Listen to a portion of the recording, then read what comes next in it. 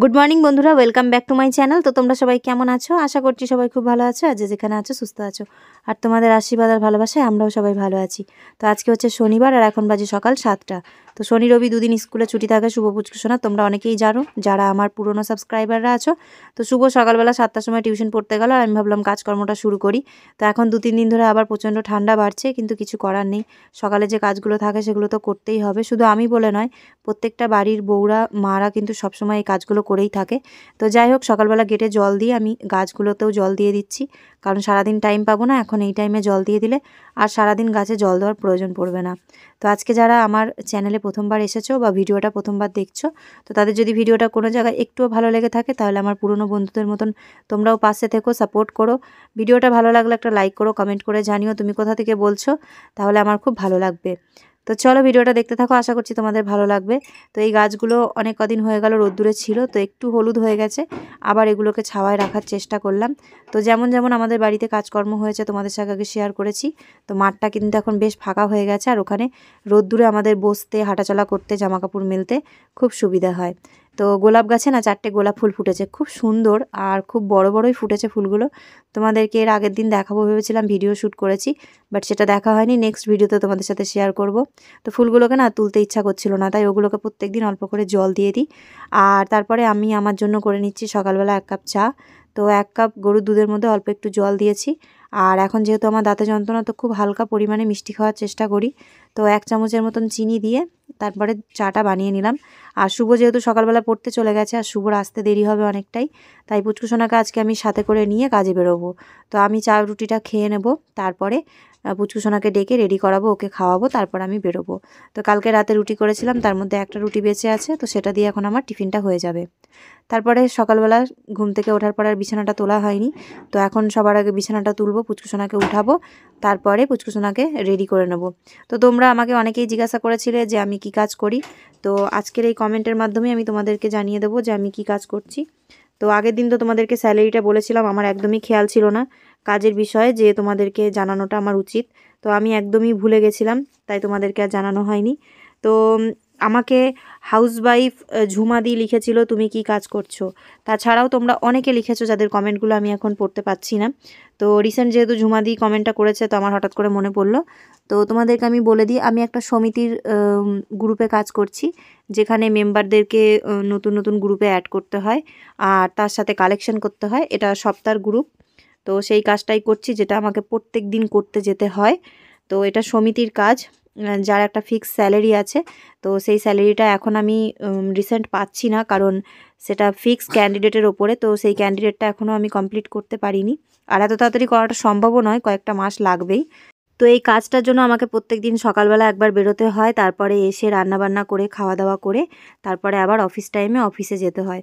তো তোমরা অনেকেই জিজ্ঞাসা করেছো যে একা হাতে এত কিছু করছো, তুমি কি করে সম্ভব, কি করে করছো। তো দেখো, সব দিক দিয়ে ম্যানেজ করেই সেগুলো করতে হচ্ছে। আর সত্যি কথা বলতে, শুভ পুচকুসোনার স্কুল টাইম থেকে নিয়ে ওদের বাড়ি আসা পর্যন্ত সেইটা আমাকে আর দেখতে হয় না, ওরা দুজন মিলে ঠিক সময় মতন সব কিছু করে নেয়। শুধু ওদেরকে সকালবেলা স্কুলে পাঠানোর দায়িত্বটা আমার, আর তারপরে অফিস থেকে আসার পরে ওদের খাওয়া দাওয়া সব কিছুর দেখার দায়িত্বটা আমার। দুপুরের খাবার আমি রেডি করে দিয়ে যাই, ওরা নিজেরাই নিজের মতন করে নিয়ে খেয়ে নেয়। তো এইভাবেই এখন চলছে, কয়েকটা মাস একটু অসুবিধা হবে, তারপরে সব কিছু ঠিক হয়ে যাবে।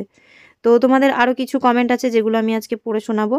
তো আমাকে তনুশ্রীর লাইফস্টাইল থেকে কাকিমা কমেন্ট করেছে, পাপিয়া তোমার গুড নিউজগুলো শুনে খুব ভালো লাগলো, এইভাবেই এগিয়ে যাও।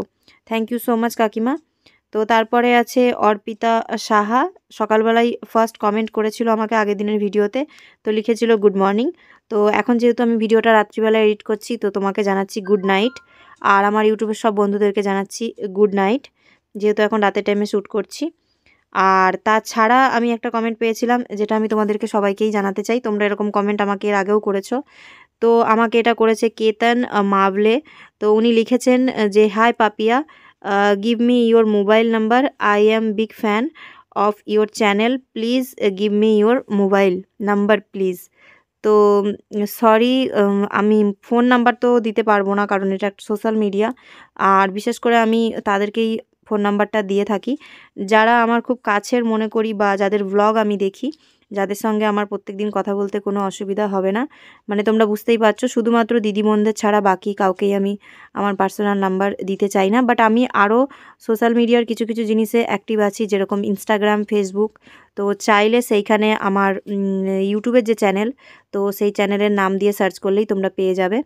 तो आपनाके জানাই যে केतन मावले जी, अगर आपको मेरा जो शॉर्ट वीडियो वगैरह देखना है और मुझसे बात करना है तो आप फेसबुक व इंस्टाग्राम पर मैसेज कर सकते हैं, लेकिन पर्सनल जो नंबर है वो मैं किसी को भी नहीं दे सकती, तो सॉरी। तो আমাকে রানুজ ওয়ার্ল্ড থেকে কমেন্ট করেছে দিদিভাই যে অনেকে একটা ইঞ্জেকশনে অবশ হয় না, তখন হয়তো একটার বেশি ইঞ্জেকশন দিতে হয়।